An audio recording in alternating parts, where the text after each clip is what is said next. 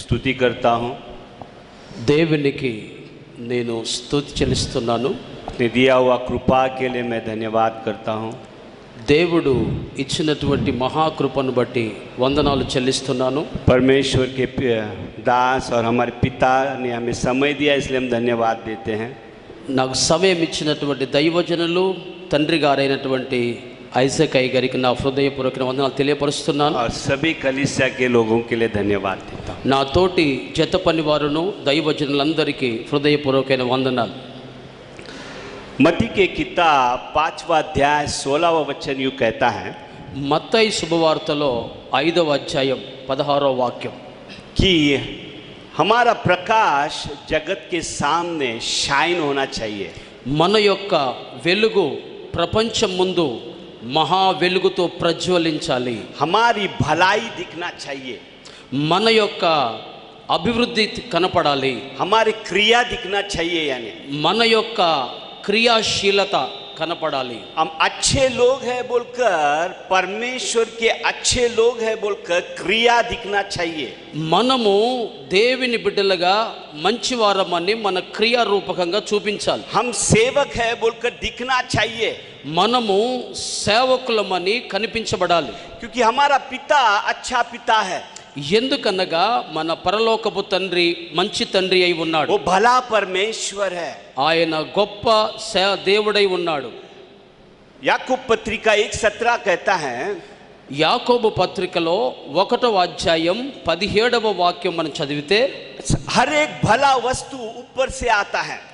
ప్రతి ఒక్క ఉన్నతమైన వస్తువు పై నుండి మనకు వస్తుంది. परमेश्वर भला है, దేవుడు మంచివాడు.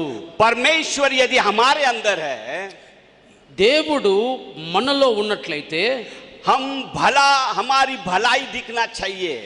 మన ద్వారా కూడా మంచి అనేది కనిపించాలి. लोग कहना चाहिए ये परमेश्वर का दास है।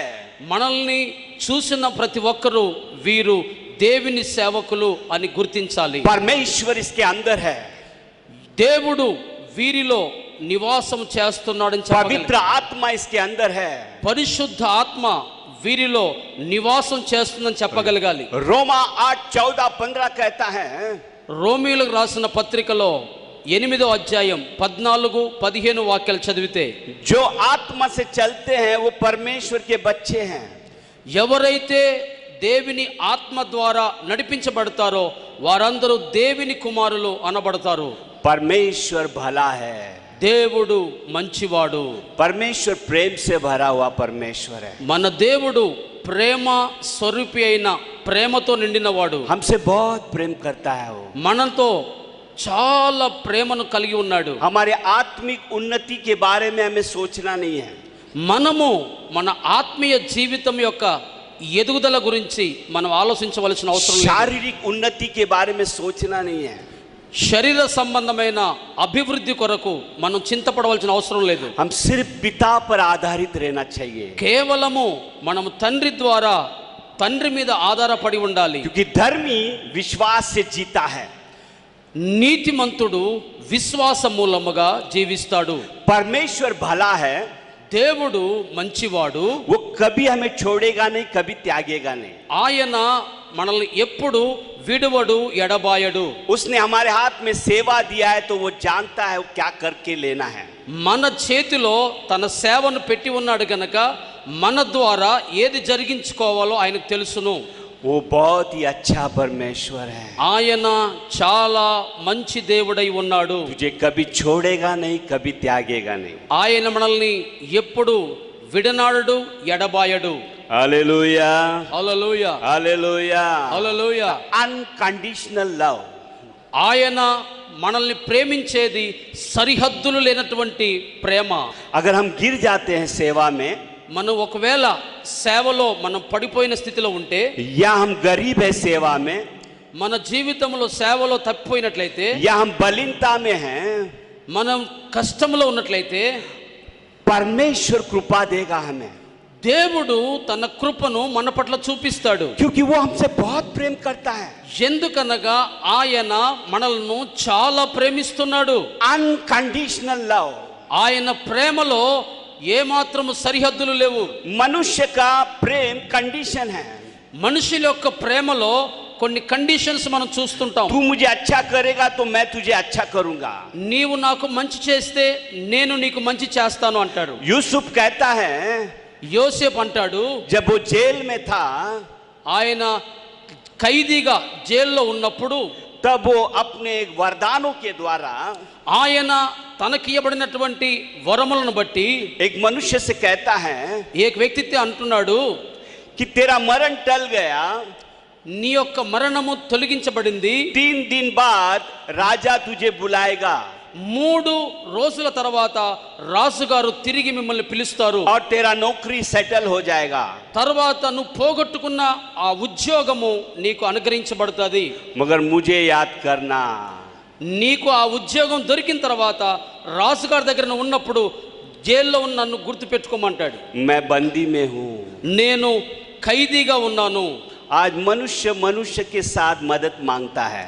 ఈ రోజున ఒక మనుషుడు ఇంకొక మనిషి ద్వారా సహాయాన్ని అడుగుతున్నాడు. विश्वास से जीना है बोलकर बाइबल कहता है. బైబిల్ చెప్తుంది మనకి విశ్వాసము ద్వారా మనం జీవించాలి. बाइबल कहता है यूसुफ को, ये व्यक्ति जिसका भला किया 2 बरस वो भूल गया उसे. ఏ వ్యక్తికైతే యోసేపు సహాయం చేశాడో 2 సంవత్సరాలు గడిచిన తర్వాత ఆ సహాయాన్ని మర్చిపోయాడు. परमेश्वर ने उसे याद दिलाया. మనుషులు మర్చిపోయారు కానీ దేవుడు మాత్రం యోసేపును జ్ఞాపకం చేసుకున్నాడు. और फिर एक बार जिसे मदद किया था राजा के द्वारा, फिर राजा से वो कहने लगा कि एक बंदी है जो सभी ड्रीम्स के बारे में इंटरप्रिटेशन करता है. దేవుడు రాజుగారికి ఒక కళ ఇచ్చాడు. ఆ కళ యొక్క అర్థాన్ని ఎవరు చెప్పగలుగుతారు అంటే జైల్లో ఉన్నటువంటి యోసేపు ప్రతి కళ యొక్క అర్థాన్ని చెప్పగలుగుతారని దేవుడు రాజుగారి ద్వారా పని ప్రారంభించాడు. जब तक परमेश्वर मदद न करे किसी को मदद नहीं आता है. ఎప్పటి వరకైతే దేవుడు ఒక వ్యక్తికి సహాయం చేయడో ఎక్కడి నుండి ఆ వ్యక్తికి సహాయము దొరకదు. परमेश्वर पर आधारित रहना है. దేవునికి ప్రాధాన్యత మనం ఇవ్వాలి. परमेश्वर का प्रेम अनकंडीशनल प्रेम है. మన దేవుడు ఆయన అనంతకంగా ప్రేమించేటువంటి దేవుడు. परमेश्वर से हम बहुत प्रेम करना है. ఆయన ప్రేమ చాలా ఉన్నతమైనది. उसने हमें सेवा में बुलाया है. ఆయన ప్రేమను బట్టి మనల్ని తన సేవకు పిలుచుకున్నాడు. उस पर हम डिपेंड रहना है ఆయన మీద మనం ఆధారపడి ఉండాలి. कि प्रभु तू मुझे चलाएगा. ప్రభువా నీవు నన్ను నడిపిస్తావు అని. रोमा 8वां अध्याय 37 से 39 कहता है. రోమీలకు రాసిన పత్రిక 8వ అధ్యాయము 37వ వాక్యం నుంచి 39వ వాక్యం వరకు ఈ విధంగా రాయబడింది. कि हमें परमेश्वर से कोई भी शक्ति, अधोलोक की शक्ति, न प्रेजेंट न फ्यूचर, कोई भी हमें परमेश्वर के प्रेम से अलग नहीं कर सकता है.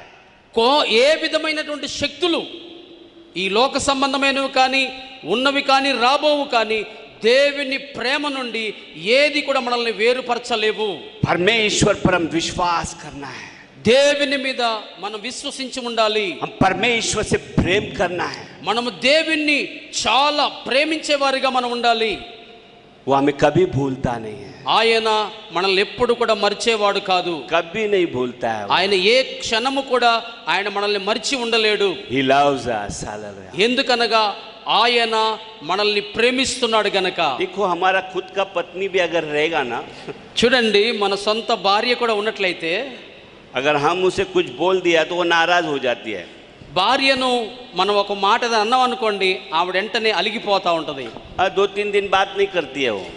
అలిగిపోయి ఒక 2-3 రోజుల దాకా భర్తతో భార్య మాట్లాడదు. पवित्र आत्मा को हमने कितना शोकित किया है, फिर भी वो हमसे बातें करता है. కానీ పరిశుద్ధాత్మ దేవుని అనేక సార్లు మనం దుఃఖపరుస్తున్నాం, అయినా కూడా ఆయన మనల్ని ప్రేమిస్తూనే ఉన్నాడు. Unconditional love. ఆయన ప్రేమకు హద్దులు లేవు. पवित्र आत्मा के लिए हम सभी लोग ताली बजाएंगे. అందరూ కూడా పరిశుద్ధాత్మ కొరకే చప్పట్లు కొట్టి దేవుని మహిమపరచుదామా? उसके प्रेम के लिए हम धन्यवाद करेंगे. అందరము స్తుతించి దేవుని మహిమపరచుదాం. बाइबल कहता है బైబిల్ చెప్తుంది, अगर हमें सेवा में बुलाया है, మనల్ని దేవుడు తన పరిచర్య సేవ కొరకు పిలుచుకున్నట్లయితే बाइबल कहता है బైబిల్ చెప్తుంది उसने हमें दत्तक लिया है बोलकर, ఆయన మనల్ని దత్తపుత్రులుగా చేర్చుకున్నాడు.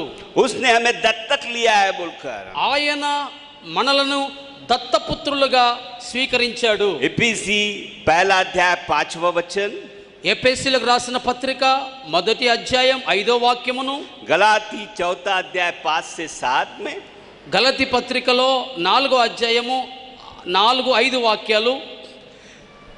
ये दुनिया जो है एक ऑर्फनेज है. ఈ లోకం అనేది ఒక అనాథ ఆశ్రమం లాంటిది. परमेश्वर ने हमें दत्तक लिया है. ఈ లోకం అనేటువంటి అనాథ ప్రపంచంలో నుండి దేవుడు మనల్ని దత్తపుత్రులుగా స్వీకరించాడు. और हमें सेवक बनाया है.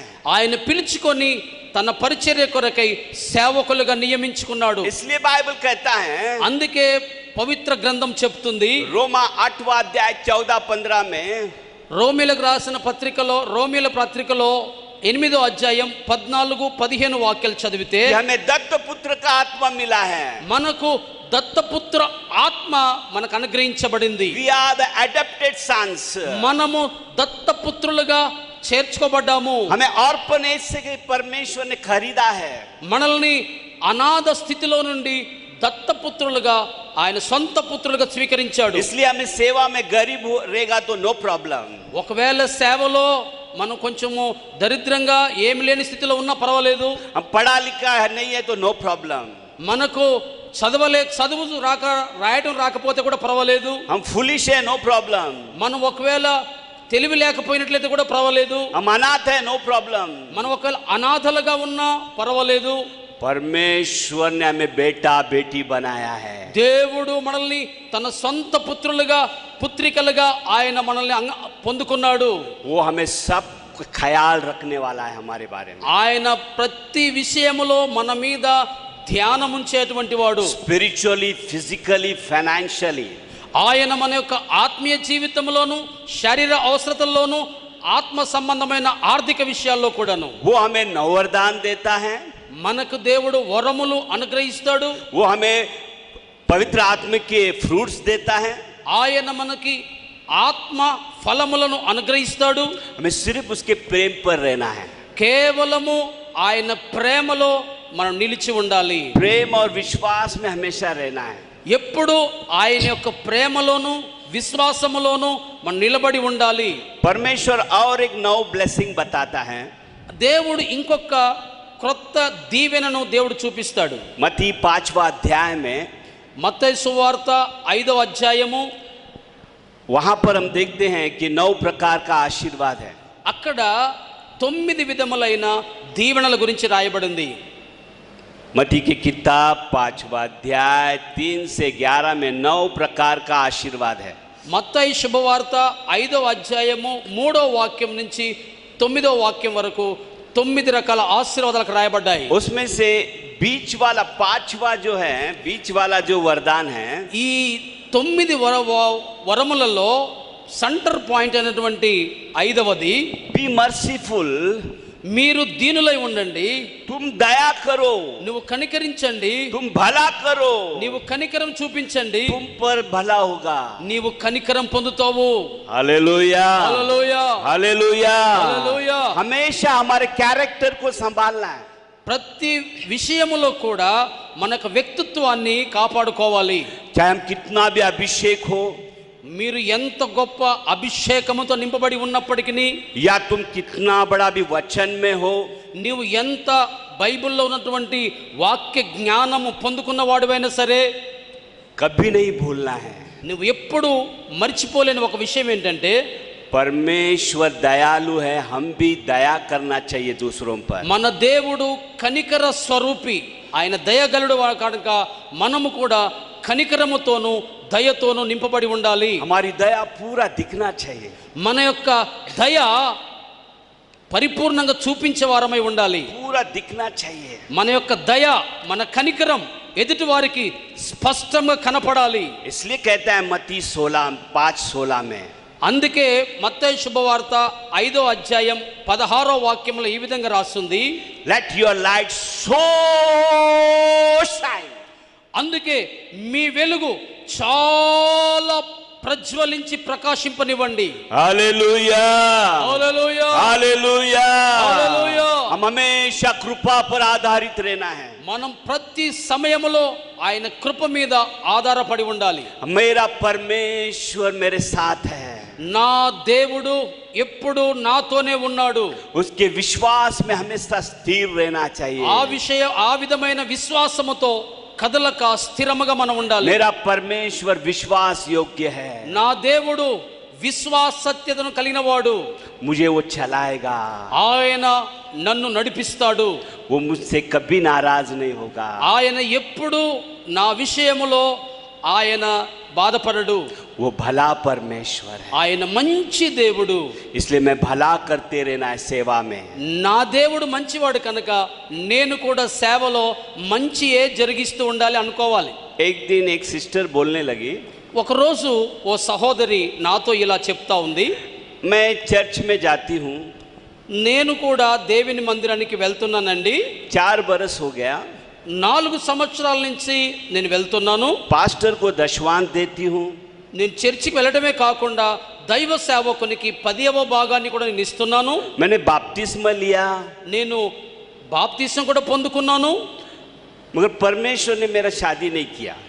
కానీ దేవుడు ఎందుకో నాకు వివాహము జరగనివ్వట్లేదు. यानी ये स्त्री अच्छे काम कर रही है बोलकर बड़ाई मार रही है.